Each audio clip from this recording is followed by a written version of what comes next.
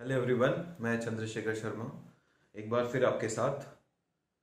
आज के इस वीडियो को मैं नाम दूंगा मेन डे। ये वो दिन है जिसका आपको बरसों से इंतज़ार था, जिसके लिए आप कई दिनों से तैयारी कर रहे थे। आपके पेरेंट्स ने कई दिनों से वेट किया है इस दिन का। तो आज का जो दिन है ये आपके लिए बहुत इम्पोर्टेंट है। सबसे पहले तो मैं आपको ढेर सारी शुभकामनाएं देता हूँ कि आपने सारी हर्डल्स को पार करके अपने आप को इस दिन तक लाने लायक बनाया है। So many many congratulation to all of you. और मैं ईश्वर से कामना करता हूँ कि आपके एग्ज़ाम्स बहुत अच्छे हों। साथ ही साथ कुछ टिप्स आपको देना चाहता हूँ जो आपको कहीं ना कहीं आज की रात और कल के दिन को ठीक तरह से गुजारने में काम आएंगे। देखो बच्चों, जो जेई मेन के एक दिन पहले की रात होती है ये बहुत इंपॉर्टेंट रात होती है। Whether it is JEE Main और any other exam, the night before the particular day is always stressful. So first of all, you have to learn the art of catering the stress. आपको आज के दिन ये feel करना है कि आपने जो भी कुछ किया है, you have done your best so far. आपकी तैयारी अपने हिसाब से बेस्ट है। आपको कहीं भी बैकफुट पे नहीं आना है, क्योंकि जिस मोमेंट आपने बैकफुट पे आना स्टार्ट कर दिया, आपने फील करना शुरू किया कि यार पता नहीं क्या छूटा हुआ होगा, मेरे दोस्त की तैयारी मेरे से अच्छी तो नहीं है, उस मोमेंट ही कहीं ना कहीं आपका जो एक तरह से इनर स्पेस होता है वो कहीं ना कहीं खाली होने लगता है, आप घबराने लगते हो। So you have to remain confident entire night, entire day. कुछ टिप्स हैं जो आपको ध्यान रखनी चाहिए। उसमें से एक तो ये है कि आपको कॉन्फिडेंट फील करना है। दूसरा ये है कि आपको 6 से लेकर 8 घंटे की नींद आज के दिन लेनी है। आपको अगले दिन सुबह जल्दी उठना है। 5 से 10 मिनट के लिए योगा करना है। 5 से 10 मिनट के लिए योगा करने के बाद अपनी वो सारी चीज़ें जो आपको जेईई मेन एग्ज़ाम के लिए चाहिए, जैसे कि आपका original I card, you must have learn about the IDs which are allowed in the JEE Main exam. आपको मालूम होना चाहिए कि आपकी स्कूल आईडी, आपकी college ID, any Xerox is not allowed.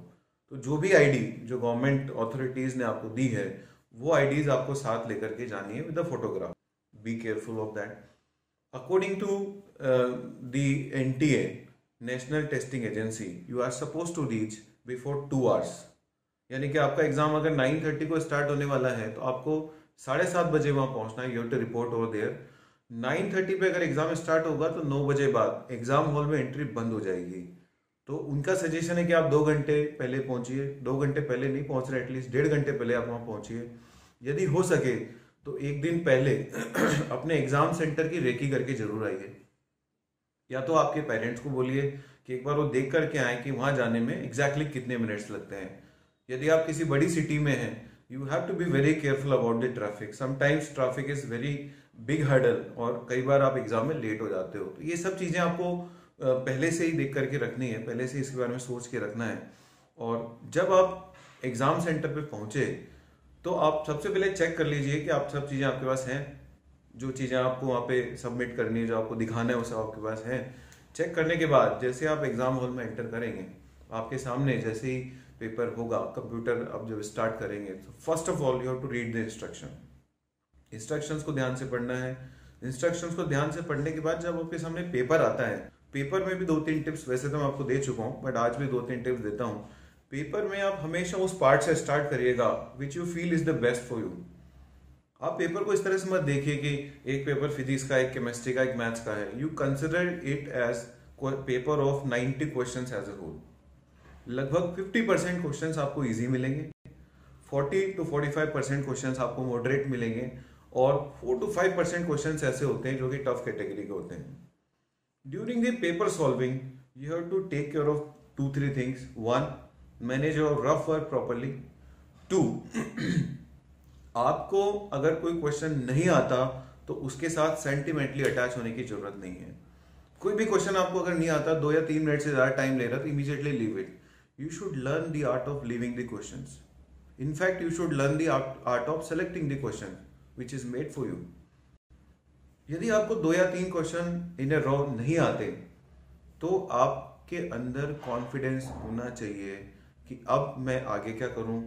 आपको यदि ऐसा लगता है कॉन्फिडेंस आपका डगमगा रहा है, पसीने पसीने हो रहे हो, परेशान से हो रहे हो, then you can do one thing. 1 minute के लिए आंखें बंद करिए, गहरी गहरी सांसें लीजिए एंड यू विल फील कि आपके दिमाग में कुछ न कुछ चीज़ आ गई है, आपको कुछ न कुछ आइडिया जरूर क्लिक करेगा, आई एम श्योर। जब आपका पेपर कंप्लीट हो जाता है तो आप देखिए उसमें सबमिशन कैसे करना है। अगर वो ऑटो सबमिशन हो जाता है it is well and good, but you have to make sure जो भी उसके इंस्ट्रक्शंस हैं उनको केयरफुली पढ़िएगा, उसमें सब कुछ लिखा होगा। जब पेपर आपका खत्म हो जाता है और जब आप बाहर निकलेंगे तो फिर एक दूसरी समस्या आपके सामने आएगी जिसके बारे में हम 2-3 दिन बाद दोबारा बात करेंगे। एक समस्या तो ये आ सकती है कि आपके मार्क्स बहुत अच्छे हैं और आप क्लाउड नंबर 9 पे पहुंच गए, you are feeling very much confident और आपने एडवांस की तैयारी जो है अब एक तरह से साइड लाइन कर दी, आपका ओवर कॉन्फिडेंस भी खतरनाक है। दूसरी चीज आपके सामने ये हो सकती है कि आपके मार्क्स यदि कम आ जाते हैं तो आप उससे डिप्रेस हो सकते हो, लेकिन आपको ये मान के चलना है this is not the last exam.